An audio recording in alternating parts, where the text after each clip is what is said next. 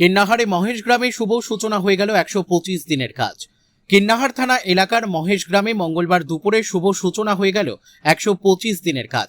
এদিন স্থানীয় বিজেপির নেতা কর্মীদের উপস্থিতিতে পুকুরের মাটি কেটে ও গাছ লাগিয়ে এই কাজের সূচনা করেন। জানা গেছে, রাজ্যে পালা বদলের পর যে 100 দিনের কাজ বন্ধ হয়ে গেছিল, সেই কাজ পুনরায় চালু করেছে বিজেপি সরকার। তবে এবার 100 দিনের জায়গায় 125 দিন কাজের সূচনা করা হয়। আর তারপরেই জেলার প্রতিটি ব্লকে ব্লকে এই কাজের সূচনা করেন বিজেপির নেতাকর্মী ও প্রশাসনের আধিকারিকরা। বিজেপির নানুর 1 নম্বর মণ্ডল সভাপতি তাপস দাস বৈরাগ্য বলেন, দীর্ঘদিন পর এই কাজ চালু হওয়ায় খুশি সাধারণ মানুষ। এই স্কিমের মধ্য দিয়ে পুকুর কাটা ও বৃক্ষরোপণ কাজ করবে শ্রমিকরা।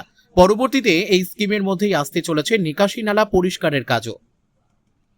কিন্নাহার থেকে শুভদীপ গুইয়ের রিপোর্ট, বিগ নিউজ বাংলা। আপনারা জানেন, দীর্ঘ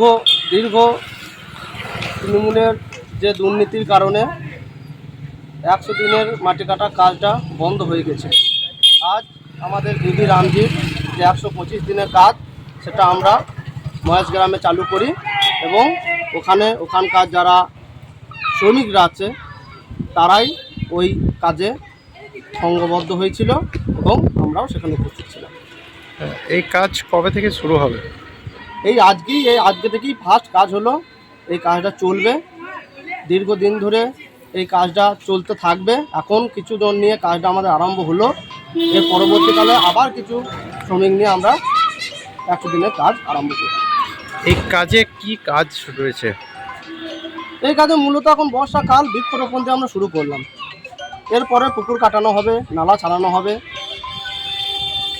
সাধারণ মানুষের অভিযোগ যে এখনো পর্যন্ত কিন্নার এলাকার বিভিন্ন নালা অপরিষ্কার আছে, সেগুলো কি এই কাজের মধ্যে ঢোকানো হবে? আপনারা জানেন, এখন যেটা স্কিমে কাজ এসছে, ঘাসের পুকুর কাটানো এবং বৃক্ষরোপণ। নালা ছাড়ানোর এখনও কোনো স্কিম আসেনি, কিন্তু আমি আপনাদের মাধ্যমে এটাই জানাতে চাই সাধারণ মানুষকে, আপনারা কিছুদিন অপেক্ষা করুন। রাস্তা, ড্রেন সমস্ত কিছু পরিষ্কার হবে এবং সেটাকে ছাড়ানো হবে নালাগুলোকে।